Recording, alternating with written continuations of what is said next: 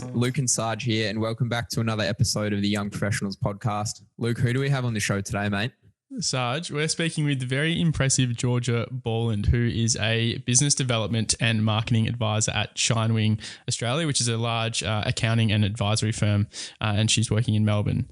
Coming out of high school, Georgia was initially keen to study physiotherapy at uni before eventually landing on choosing a Bachelor of Commerce at Melbourne University, majoring in marketing and management. During her degree, Georgia scored a role as a marketing and admin assistant as a part-time role at a patent attorney's office, where she got her first exposure to working in marketing and specifically in the legal and professional services industry. Georgia's first full-time role in marketing was at the YMCA, where she thought getting into sport would be a great career. However, she eventually made the move back to professional services after 9 months in that role. Working in a legal or professional services industry ever since, Georgia is a great example of how training for such a skill, such as marketing, can lead you into a very diverse range of industries. And really any industry you can really think of. So Georgia is a massive advocate for saying yes to every opportunity that comes in front of you, traveling, exploring new places and learning new things. So really excited to speak with you, Georgia. Welcome to the show. Thank you. What an intro. Oh, there you go. Georgia, I think a good place to start, as we have been with most guests, is really understanding what you do as a BD or business development and marketing advisor at Shinewing, so a large accounting and advisory firm, as we said. Why don't you step us through what your day-to-day looks like and what your responsibilities are and what your team does? Yeah, sure. So my role is very varied. I think that's why I love it in professional services. So being in BD and marketing is also a little bit rare potentially for some professional services firms because they tend to separate out the roles. So BD is essentially sales and then the marketing is obviously marketing. And so I really like the variety in that, and I've been really fortunate in this role to do both. I originally came into the firm with a focus on the marketing side and comms, and I started on a 9-month contract and really wanted to just build out the firm's digital strategy. I'd had experience in doing that. And I was very fortunate to have a firm that was very supportive of what I wanted to bring and what I wanted to do and drive. So it was very varied. Coming in, I set up the comms structure, so spreadsheeting, looking at how we can better manage communications. Internal communications became very important. So really varied in what I'd be doing in a day. I mean, I'd be writing a social post, speaking to people internally, thinking about who I need to get sign off from internally, which sounds boring, but there's so much that you need to do behind something before it goes out to the public. And then also all the other bits and pieces would have major campaigns. So in an accounting firm, the federal budget is a really big piece because obviously there's grants, which are important for clients that we look at, but also funding that goes to different industries that we have a focus on. So supporting our clients around the budget is a big thing. So that's an example of one campaign, but you'd be familiar with it if you're studying marketing in uni or school. There's lots of pieces to it. So not only is there the internal comms side, but there's also the ad side. Are we putting it out or how are we getting it out to market? So all of that, the creative, the messaging, developing that up and then the actioning it out. And then now I'm more in a BD role. So it's very varied. It's working with partners to help them with their BD and sales, how to interact with clients, doing proposals and pitches. So my day could have 10 different things happening, or it could have one major project. It just depends on what's happening in the firm at the time. So that's why I love it. It sounds exciting. Before you mentioned focusing on particularly on digital strategy, what is it? What is a digital strategy? Oh, great question. So digital, I think, is such a big thing these days, and it's just one element of a communication strategy, really, which is so digital for me encompasses the website, social media platforms, any digital advertising you might be doing online, which is also a lot of our traditional print media these days. So it was looking at, well, what channels is the firm currently using in digital? How are we using them and how could we better use them? And what is the best practice? So I did a bit of analysis around what the firm was currently doing, and then compared that to what competitors were doing, as well as market research, and then came up with what we should be going. So it's setting those KPIs for the firm and then the roadmap to achieve those, which I did within the 9-month period, which was awesome to set up. And now it's just taken in leaps and bounds from there with other people carrying that forward, which is great. You touched on there's the internal comms piece, and say you've developed that strategy that you wanted to roll out. You don't just decide that we're going to do that and then it happens. There's obviously a big stage of getting approvals and whatnot. What is it like working at a relatively big corporate like Shinewing, having these great ideas and then having to convince people to come on your side internally before anything can actually happen? Is that something that you've had to really work on, that internal stakeholder engagement piece? Oh, that's a huge thing. Yeah, I didn't really do it justice. So internal comms, I think, in professional services is the biggest thing, and people really underestimate it, as you pointed out, Luke. So one of the things you need to do in any company, but professional services is generally a partnership model.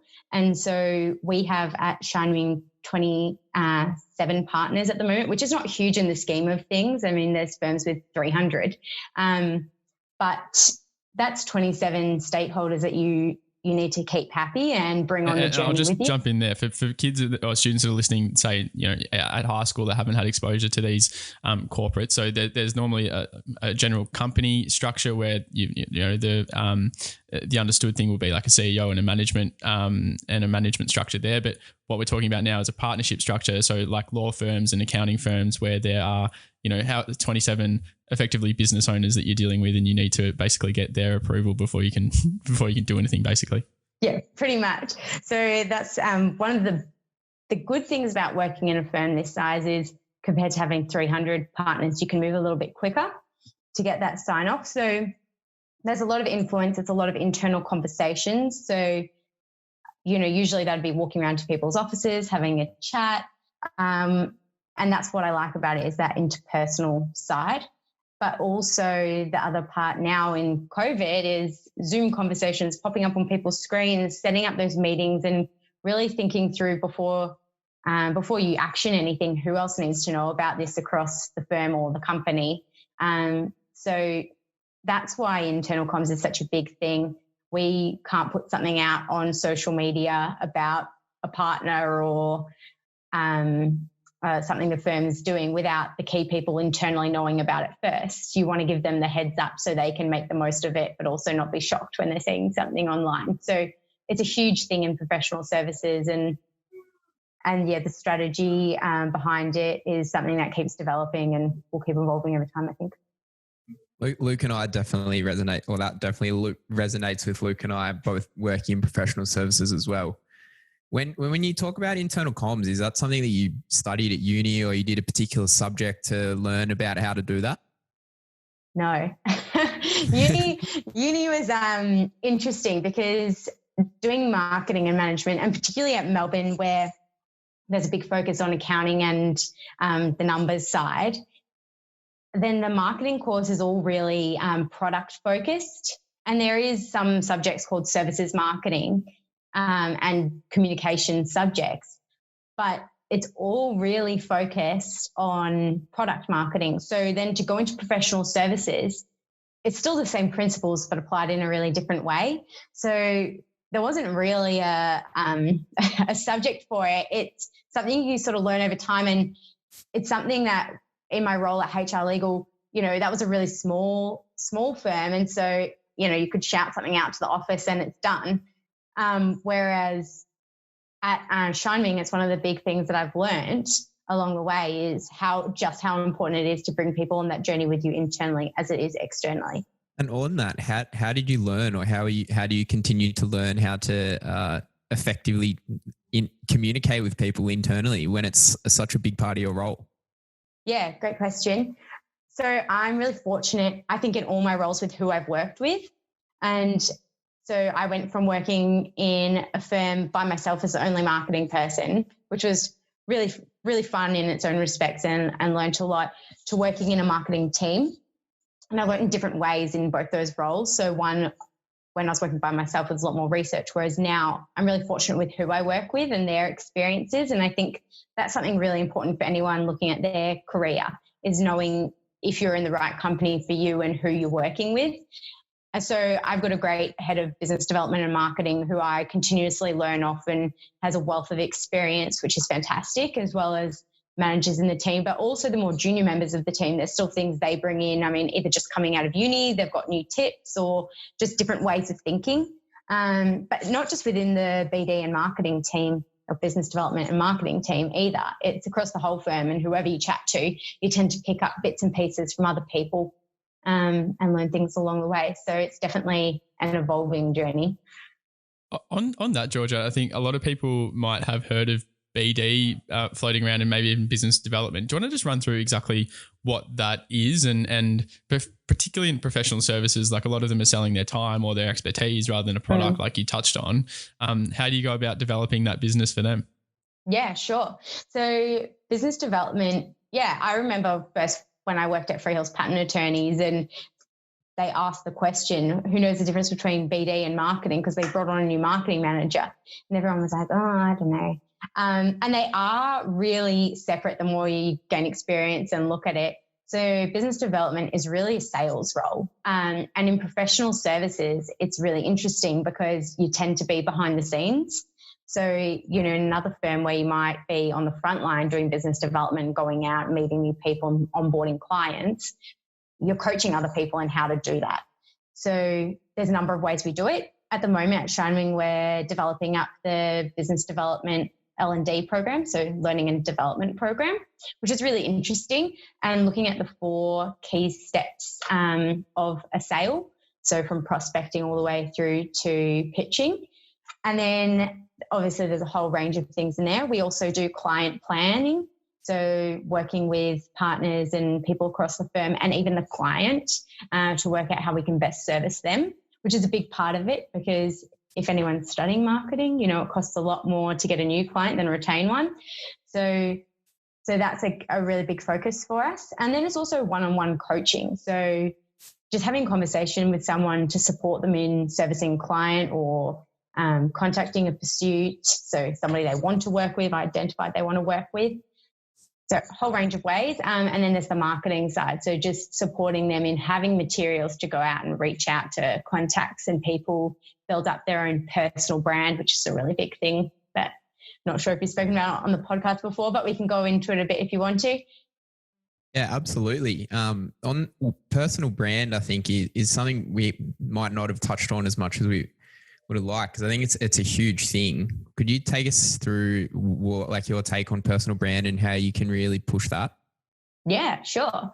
So personal brand is, people talk about company brand, right? And the other day we were having a conversation about this and somebody mentioned that they did an activity in uni where they had to select 3 company brands that represented them and then put it up on the board, and everyone had to guess who that was and then what that person would be like.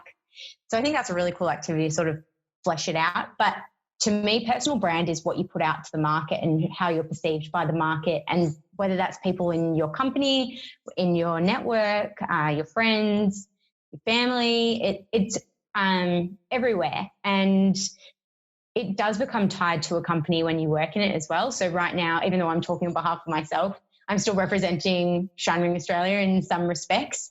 So people have to be conscious of that. But personal brand is, your representation in the market, how people know you, what your values are, and how you push that out. And the way to do that, there's heaps. So it's whether it's on social media, whether it's volunteering, whether it's being on committees, whole range. And to put you on the spot, what would the 3 companies that you choose to best represent yourself be? Oh, that's hard. Shinewing Australia. Yeah, thank you. Shinewing Australia. Well, I've always loved Nike. I just think it's a great brand. I love the tagline, just do it. Because I think that's... Impossible is nothing. Oh, yeah. What else do I love? Oh, that's hard. I always talk about Aldi, but I wouldn't choose Aldi. I think Nike's a good one to go with. I think on the personal brand point, George, I can't remember who it was. It might have been Jeff Bezos or something, but he said like your personal brand is what people say about you when you're not in the room. And I think that's a really good, I guess, summary of that for students that are, say, a little bit younger, not necessarily in the professional environment yet. They might be still at uni or even at school. What are some ways that they can start developing that personal brand? And that might even be something as simple rather as, making sure that your resume is as tidy as it can be, or going and talking to people to get some more part-time work. Do you have any tips around that? Yeah, definitely. It's a great point. I think some things that personally I did around my personal brand when I was studying or just coming out of uni was, this sounds ridiculous, but I had younger siblings and they all had parents who I nannied for, and they were all very well connected. I also coached netball. And so I think just having the conversations with, sounds silly, but with parents, and talking about what you were studying, what you were doing, where you wanted to go. I think people see authentically what you want to do.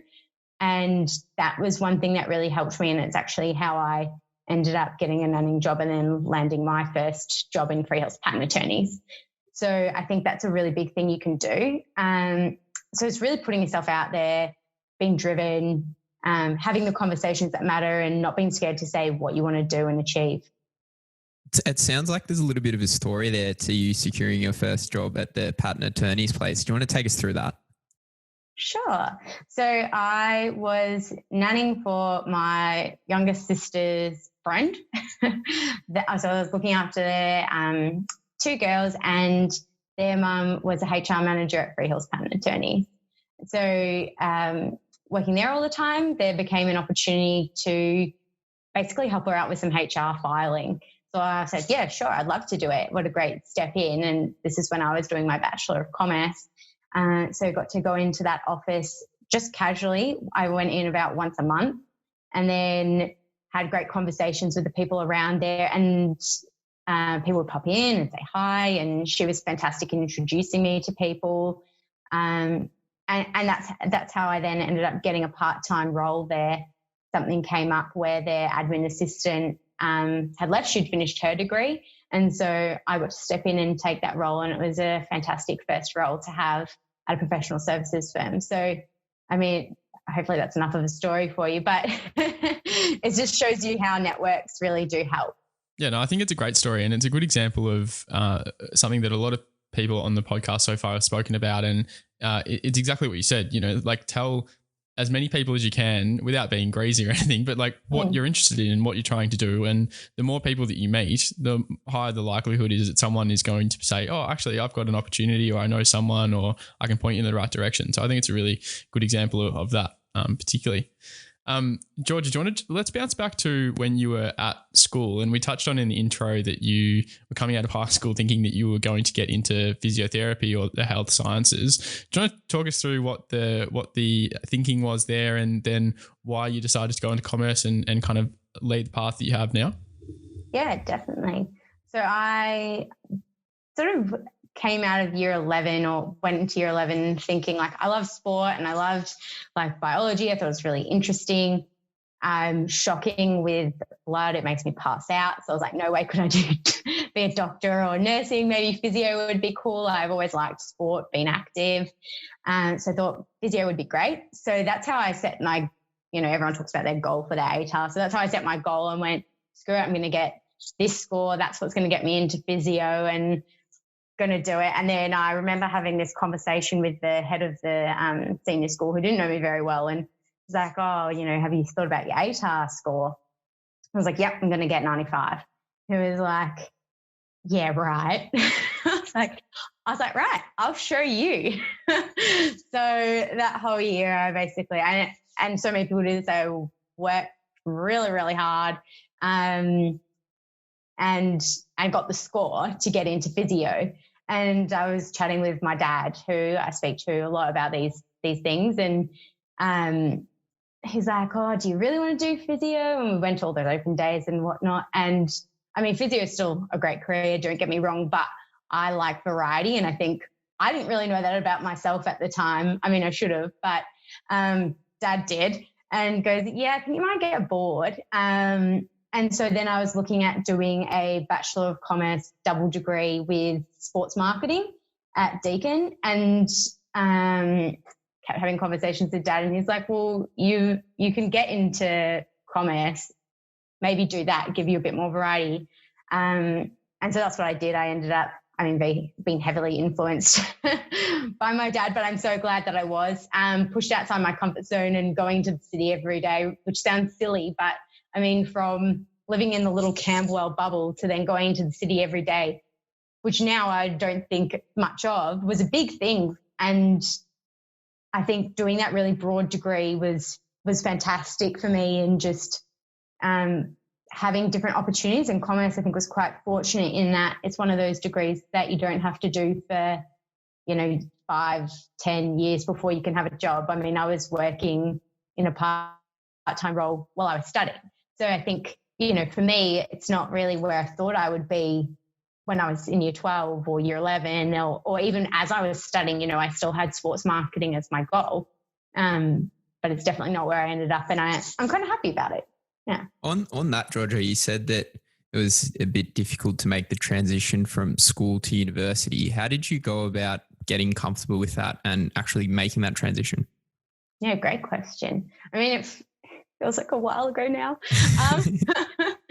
But yeah, I think it was just pushing myself outside the comfort zone, knowing that it wasn't necessarily something I was comfortable with doing all the time, but it's something you kind of got to do now. You've left this little school bubble and you're in the real world, and you have to have these relationships. And I thought you kind of have to grow up a little bit. Yeah. And I think it was just going, all right, how hard is it to get on the train every day? Not that hard. How hard is it to walk and find my way around this uni building? Not that hard. And there's times where I made mistakes, and everyone does at uni, right? It's this huge campus, and in the Bachelor of Commerce, there's 1,000 students every year, insane numbers, and only 6 majors. So even in marketing, which was one of the smaller majors, there's still 100 people, which is really small for one of the majors there. But I think it was just, constantly pushing outside your comfort zone and being okay to ask people questions. And there was people from school that I knew that went around there. So if you could reaching out. So that whole side of it as well. I think it's really good advice. And the one thing I wanted to touch on is, I think you might undersell yourself a little bit there, but having the experience of your principal or a senior person at a school kind of scoffing at what your ATAR kind of goal would be quite demoralizing. I think, do you want to speak to where your drive comes from and your attitude of no, I'm going to do this, I'll show you. And, what you've spoken about in terms of saying, it's going to be difficult getting out of my comfort zone and going to a new university in the city, but I'm just going to do it and it's going to be okay. And if it's not, then it's not the worst thing in the world. I can figure it out. I think it's a really good attitude to have. So do you just want to talk to maybe where that comes from, and maybe what strategies you took on board during year 12 to kind of show that person that you could do it? I think I've always had a bit of a competitive drive. So I think it's something that, comes internally, but I'm sure you can cultivate as well. I think goal setting is really important. So I'd set myself this goal, and for somebody to challenge the goal, no matter who they were, I was kind of screw you, it's not your goal, it's mine. So I think it was really nice. I got a call at the end of the year saying, congratulations, and would love you to come in and speak to the year level, the next year level. And I thought, yeah, great. Now you're coming crawling back. So I think that was quite satisfying. So I think that challenge set by somebody to go, no, you're not going to achieve your goal, to go, well, yeah, no, I am. And I worked really hard to do it. So I was exhausted in year 12, absolutely exhausted, which I'm sure a lot of people can resonate with. I, was studying 5 hours a night and still going on runs, and still, you got people's 18th birthday parties and balancing social life, all that side of it as well. So I think just goal setting would be a key thing, just knowing what you want to achieve and going for it. And if you don't get it, it's not the end of the world. one of the girls that I work with, she goes, I think my favorite saying I've picked up from you is it's not the end of the world. I tend to say it a lot. I think being able to just push through something and know that you'll make it out all right is okay. And there's big support networks. So a podcast like this is a great support network. And even if you feel like you don't have that support, there's people that you can reach out to that are out there and support it. So I think the point there in terms of, set really, massive goals for yourself. And even if you don't necessarily reach them, if you get close, like you're still achieving something that's quite significant and quite of an achievement. So I think that's something to keep in mind for everyone, that especially coming through year 12 this year, it's going to be quite a tough one. Getting ready for exams, but still keep those goals really high, because even if you do fall a little bit short, as you say, it's not the end of the world, and there are plenty of options out there for sure. Let's jump forward a little bit towards your undergrad, once you actually get into uni. Do you want to step us through, and this doesn't have to go into too much detail if you don't want to, but why don't we understand what it is like to be, a marketing major at a university like Melbourne that has the Melbourne model, and people can probably do a bit more reading about that. But why don't you run us through what a day-to-day looks like there, going into the city, coming out, what do your hours look like? What kind of assignments and stuff can people look forward to, that kind of thing? It was a really good degree. I'm really glad I did it. So it is very minimal contact hours, which is not the reason I'm glad I did it. What are contact hours as opposed to, say, labs and stuff like that in other degrees? Yeah, great question. So contact hours is just how many face-to-face hours you have in the course. So each week you will have a range of how many hours you need to be online or in the uni doing tutorials and lectures. Tutorials are more those workshop styles, whereas lectures are you sitting in a big room, which was pretty cool to go in, and in different lecture sizes, and progressively as you worked through the degree, they were smaller and smaller, and some would be recorded, which was great because you didn't have to go in for them, and others wouldn't. And sometimes it feels like a lifetime ago almost now, but going in, I remember doing the orientation, and it was huge. So many people for this degree. I think I said before it was 12,000 people, and that might be an underestimate of how many people were in it. It's huge. And I remember this girl came up to me. I was standing by myself, and she just came up and introduced herself, shook hands. I couldn't believe how many people would shake hands in the Bachelor of Commerce. I was like, aren't we 18? What are you doing shaking my hand kind of thing? Which I thought was funny because I'd only ever done that for job interviews, and here I was shaking hands with this girl, and she was lovely and introduced me to the people she knew. And so I think having somebody like that who was so confident to just reach out and make friends on the orientation day was really friendly and fresh-faced. And I would encourage anyone on your first day, if you're standing by yourself, hopefully somebody does that for you, or you can feel like you can go up to somebody else and do the same thing. It's only going to be positive in the long run.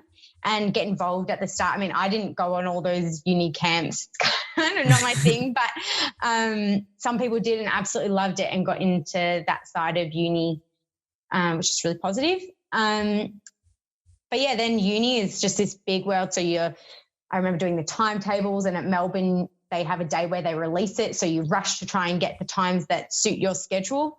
So I had 12 contact hours, which was nice. So I tried to cram mine all into 2 days. And we also in the Bachelor of Commerce in the Melbourne model, you do breadth subjects. So these are subjects outside of your degree.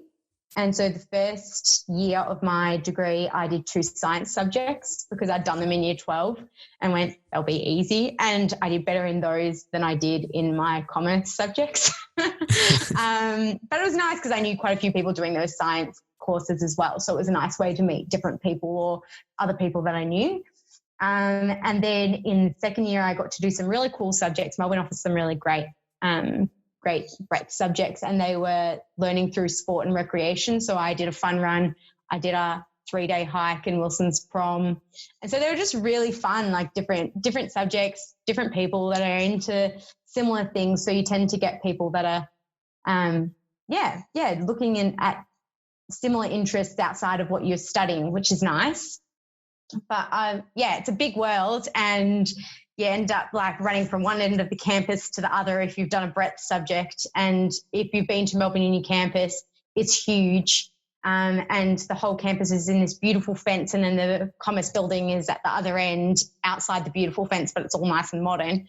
And so you'd be running from one end to the other, and take you 10, 15 minutes to get there. Ridiculous, like 2 tram stops. How did you find the breadth subjects in that Melbourne model more generally?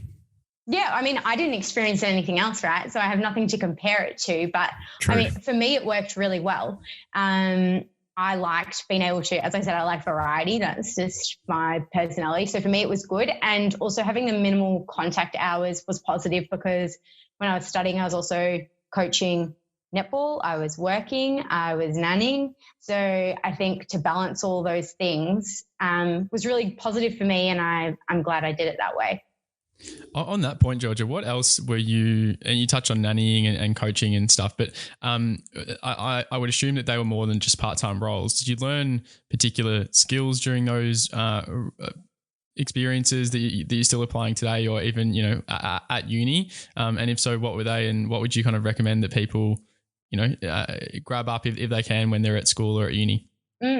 I've used the coaching side a lot. I mean, that is, in a way, kind of still what I do today. Except it's a different skill. It's BD and marketing, and you're interacting with people. So, I mean, that was a really valuable role, doing the netball coaching, because you're training people, but then you're also got parents that are really invested. And so you need to keep them happy, have difficult conversations, be prepared to have those difficult conversations. So it was a really great training for that. And I did have some difficult situations at times where people weren't happy where their child was placed, or they were late, so the kid didn't get to play the full game because that was the rule, and they weren't happy with that.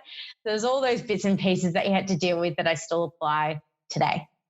Parents can be good fun to deal with. Luke and I both taught swimming, and it was always fun when you assess a child and you go and talk to the parent and tell the parent, oh, your kid's not moving up today.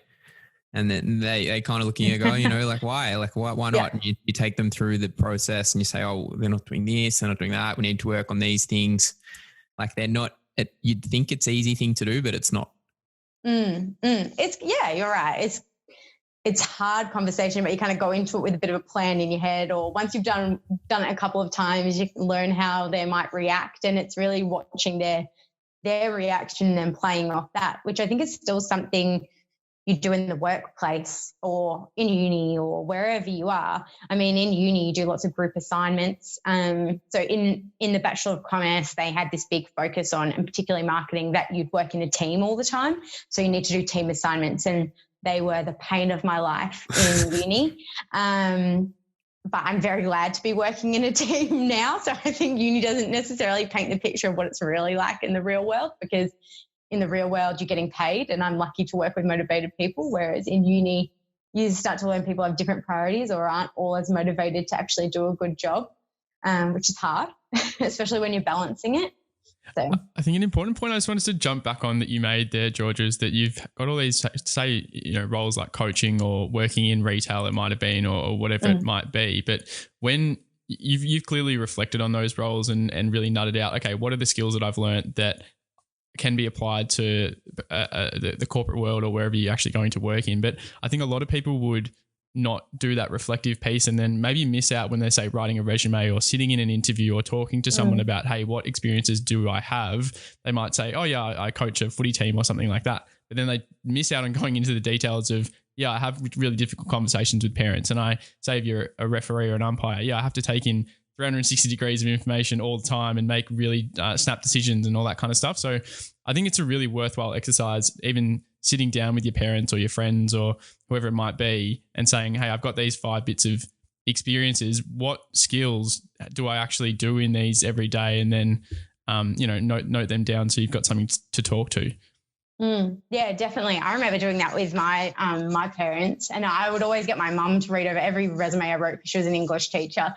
So her grammar is a lot better than mine, even though I'm in marketing and it should be really good. Still use Grammarly and all those things, right?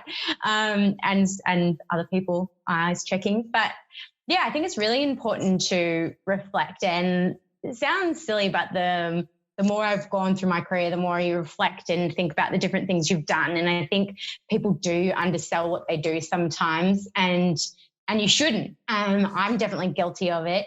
And I think getting on the women train, I think girls definitely undersell what they do a lot of the time and aren't very confident to say I'm a manager of marketing at an accounting firm, or I'm like running the IT of this tech company, or they don't say that, and they tend to use the word just a lot. So I would totally advocate for anyone, not just girls, but to not use the word just, or I'm just this, or I just did this. Think about what you did in that role and why it was important, as you say, Luke, thinking about what those experiences are and sitting down with someone and reflecting on that, or just doing it yourself. On that, what advice do you have for listeners who maybe lack a little bit of self-confidence or aren't giving themselves the kudos that they should? How can they develop that and really be proud and own the things that they've done? Yeah, great question. I don't think it's easy. I think it's something that develops over time. So I don't think people should be hard on themselves. I think cut yourself some slack. I'm definitely somebody that's always given myself a hard time, and I've had to have family or friends go, just stop and smell the roses and be comfortable with where you are. And it's definitely something that you learn over time. So I think don't even put pressure on yourself to do it now. You know, if you're hard on yourself and then you look back in 3 years and go, geez, that's really hard on myself, that's positive, right? And one of the things I've done over time is, I think the more and more I've gone through my career, I've realized things do, as lame as it sounds, just work out. So I think as long as you've got your goals in mind, and you do start to, and you learn from your experiences, I think everything will work out how it's meant to. I think that flows nicely into what you were touching on before we started recording today. And that was something that you've kind of reflected on, you know, after you've been in the workforce for 5 or 6 years. Do you want to kind of walk us through something that you were really focused on at the start and you've realized it isn't so important, or people shouldn't give so much credence to until they're a little bit further down the train? Yeah, definitely. So I didn't really go into as much detail as I should have before. I set myself a goal, and it was to be a manager by age 25. I didn't care what I was a manager of. I just said, I want to be a manager by age 25. And that's it. And to be honest, that's why I did my majors in marketing and management. Because I thought if I do it in management, then I'll be a manager, right? Which sounds so silly now that I think about it, because it's a title. And it's not that titles don't matter, because they help you get your next job. But I did it. So I achieved it. So I was working at HR Legal, and at the time it was 2 firms. So it was HR Legal and CIE Legal. And that firm, while I was working there in marketing, demerged and became 2 firms. And I worked for 6 months part-time at both, which was insane. But really good experience in a way, and then ended up staying with HR Legal and took on the title of marketing manager. And it was a fantastic firm, and I got lots of experience in that role as marketing manager, and had that title, which was great. And I started to get a little bit bored, as I do. I mean, being in the role for almost 3 years, you start doing the same thing each year, pushing through. You've done the projects you want to get done. And so I ended up taking on this role at Shining Australia, and it's a bigger firm, so no longer had the title of manager. And, at the time I was like, going back a step. But I think the more I've gone through my career, and I think it's just something, I've been in year 12 and uni, you just see this big world and you go, I want to get to the end. I want to be the CEO. I want to be the head of business development and marketing. I want to be their managing director. I want to run my own business. I want to own my own business. And you forget about all the experiences you have along the way and how important that is. And it's not just about what that end goal is, because what are you bringing to that role? What are you learning? Not that you don't learn in that role, but for me, over time, I've still got those goals and I'm still driven. And I think it's still important to let people know what your goals are long term. But I think it's also important to be there for the journey and go on the ride and realize that it is experience that pays at the end of the day. And I can't instantly get 15 years experience and everything that comes with that. So I mean, I've got 5 years experience in professional services marketing now and been doing marketing for about 6.5, 7 years. And that's still not enough to have one of those roles yet, but I'm very thankful for what I've learned along the way. And I think that's the biggest thing you can do, whether you're in school or uni or taking on your first role or 20 years down the track. On that, Georgia, where did you shift your focus to? If you're not focused on title, you're not focused on, I need to get here by X time, what do you focus on instead? Oh, good question. It's not a time limit. I think for me now, it's not like okay, I'm going to be like 35 and have that job title. It's like, okay, what's next? What am I learning next? Am I still learning? And if I was to move roles, what would I bring to that role? And I think when you're in a business, so once you've gone through uni and you start learning, I think you start to realize there's this constant balancing where it's like, how much am I bringing to the role, but how much am I learning?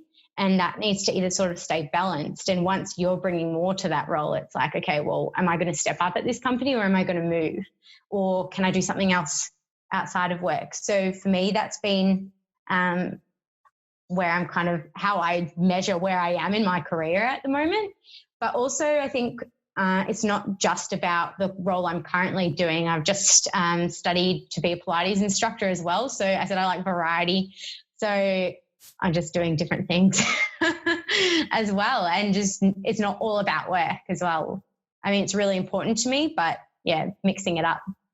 I would imagine that's just another example of, you're training to become a Pilates instructor. You're definitely going to learn things in that process that you can apply to your work and probably vice versa as well. I would imagine that you've learned a few things along the way in marketing, in the communication side of things that you can apply to the Pilates instructing, which is great. Yeah, definitely. I because of COVID, it's really hard to get my exam done, so I haven't done that yet. But in terms of applying for jobs, I have to do a Pilates CV now, which is something I've never done, and I have absolutely no experience. So drafting up that CV is like almost like starting at day dot again, which has been really interesting to write, because I remember first doing my resume for different jobs along the way and having this conversation with my dad, and he's like, well, put your most relevant experience first. Don't just put it in order of your jobs. So I ended up putting my coaching and YMCA experience at the top of my Pilates resume, and then selling my BD comms role in a different way. So it's like exactly the same thing as if you were stepping into the workforce for the first time. If you're coming out of your degree or going for an internship, that's how I imagine you do your CV in that time. So it all comes back full circle. On that, Georgia, what advice do you have for students either at high school or at university who are currently looking at building their CV out and are starting with a blank canvas? What sorts of things should they be doing, and how do they pull that CV together? Yeah, great question. It's hard. It's hard when you're starting out, right? Because you're like, what experience do I have? But you've got to just be open-minded and think about, well, and this is classic sales marketing, right? You're selling yourself. So what are they looking for and how can I deliver that? Like, why do I think I'm right for this role? And then any experience you have, pull it all together, dot point it out, and then build it out. And there's heaps of guides online. I'm sure you guys can help people out. Hopefully. But there's heaps of guides, but it's, that would be my key point is whatever job you're going after, dot point out or find what they're looking for and tailor it to that. Oh, cool. I think that's a really good place to leave it on, and something that is really actionable for students in coming out of year 12 or even coming through uni into part-time work, or applying for their first full-time role after uni. So appreciate that, Georgia, and we really appreciate your time today. Is there any last kind of final words that you'd like to leave with anyone before we wrap up? No, I think that's great. Okay, cool. Sorry, that's very exciting, but I just I think I've covered what I wanted to cover. But for me, it's just about having goals and knowing that everything will work out. Very good advice. Yeah. All right. Well, we'll wrap it there. Thanks very much for coming on. I appreciate the time. And I think there's going to be a few or many really good little snippets there that people can take away and really apply to their life as they move forward. So appreciate it.